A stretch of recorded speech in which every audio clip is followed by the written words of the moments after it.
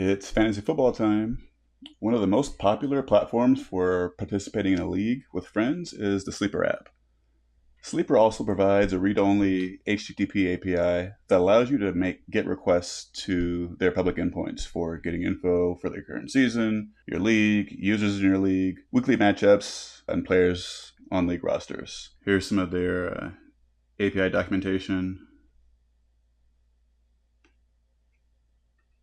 As you can see, it shows a lot of the endpoints you can hit with sample JSON responses returned. To get the best use out of an API, you should save the data it returns to a database that you can query later. I'm going to make use of a handful of Python packages I maintain to make this easy to do. This is the project that we're going to be exploring. The first is a webclient-helper. It provides a webclient class that uses the request package to make requests to API endpoints. You can see there are several methods named for HTTP verbs. The only one we'll be using with the Sleeper API is GET because it's all that's allowed.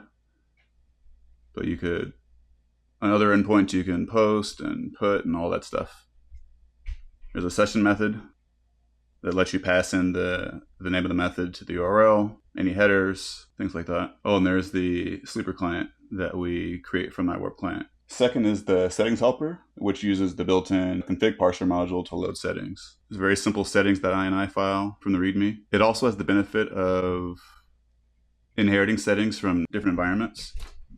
So you can have a default value and then have other sections leverage that if it's not available. Third is the mongo-helper package. It uses the PyMongo package to interact with a MongoDB database. So we have this Mongo class. The primary thing we've been using in our client is the upserting, which is inserting data if it doesn't exist or updating it if it does exist. And that's based on a match query that you pass in. The last is bg-helper, which uses the built-in subprocess module to interact with the system. It includes tools for using Docker to manage database containers like MongoDB. The function we'll be using from this package is the docker mongo start. It allows you to start a container. You can choose your Mongo version, what port, the default username and password, any data directory, etc. Let's hop over to the terminal to set up the project. I'm already in the Funnel Sleeper Fantasy Data repo. Docker and PyEnv are already installed to the system. Nothing's running. There are several versions of Python already installed. And the version we need for this project is 3.9.18. There's a bit of a bug with mongo-helper at the moment that doesn't work with Python 3.10 and up, but that's something I'll explore at a different time. So we'll use my venv-setup script provided from my base repo to create a virtual environment using the version of Python in the .python version file. Then install the dependencies listed in the requirements file. The settings file has connection string to the Mongo database we'll spin up with the Docker container and several collection names. I have my Sleeper League ID set as an environment variable.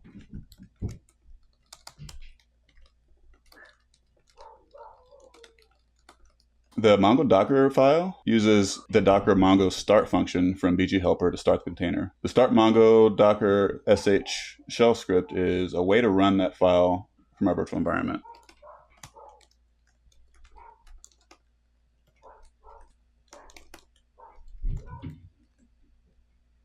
Since the container hasn't been created yet, the Docker start command fails, but we're going to use Docker run in order to create it and start it.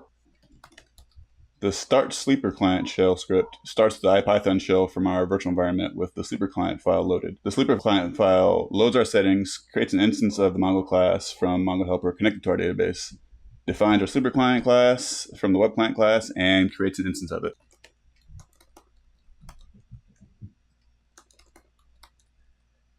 Now we're going to call some methods on the Mongo and client objects. Nothing's been written to the database yet, so no collections are returned. Let's call the getTrending method on the client to fetch data from the trending add and trending drop endpoints.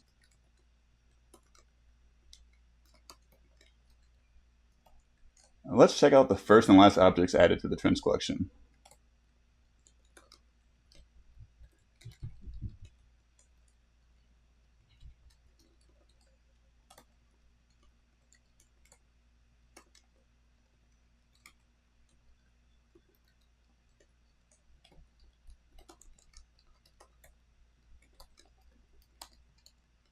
So we can see where all of the documents have either an add or a drop type. The get methods on our Sleeper client instance allow you to drop into a debugger session right before the response object is returned. Let's try that out on the get season state method.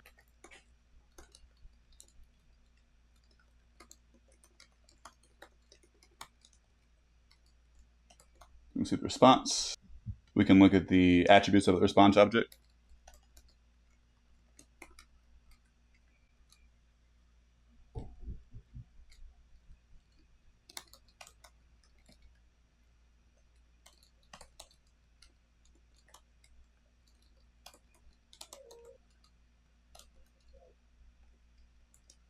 And to get out of the debugger, we'll just continue with the C.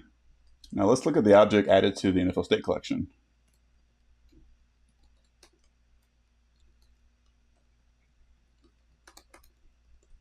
Letting us know we're currently on week 3 of the season. The player data endpoint is only meant to be hit once per day, and the average size of the query is about 5 megs. To prevent hitting this endpoint too frequently, the getPlayers method of our Sleeper client only calls it if it's been 24 hours since the last call. I also have it dump the JSON response to a players.json file.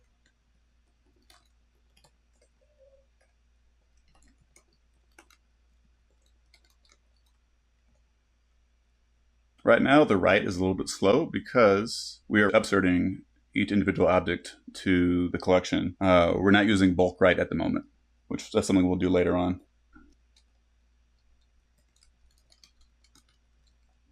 A lot of characters in that file.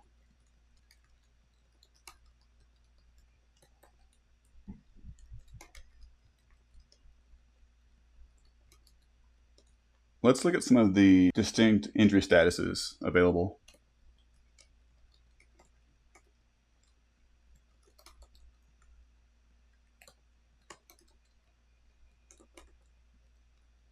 Our Sleeper client instance has been saving the response for the current session in memory so we can inspect if needed. We see the endpoints that we hit: trending add, trending drop, NFL state, and the players. If we want, we can use the History Explorer to dive into any of these responses. Let's look in the trending drop and NFL state.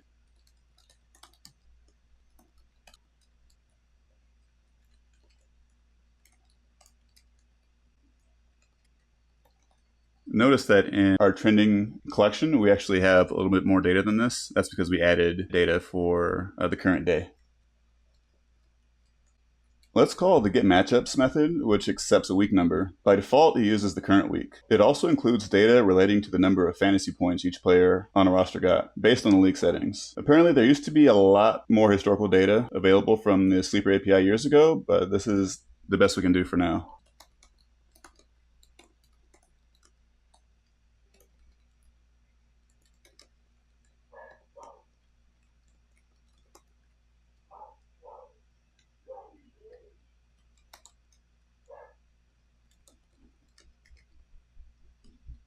Only the Thursday night game has been played for this week, so most players will have 0 points. Let's fetch the matchups for the first 2 weeks.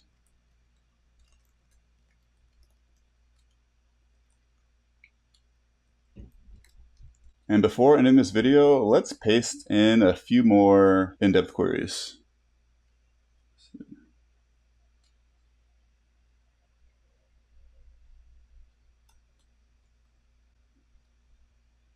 Those are some of the youngest players who currently have an injury status. These are active players sorted by years of experience. Notice this fellow here with 122 years of experience. And we can see the matchups so far for the season. Stay tuned, there will be updates and short demos throughout the season. Thanks.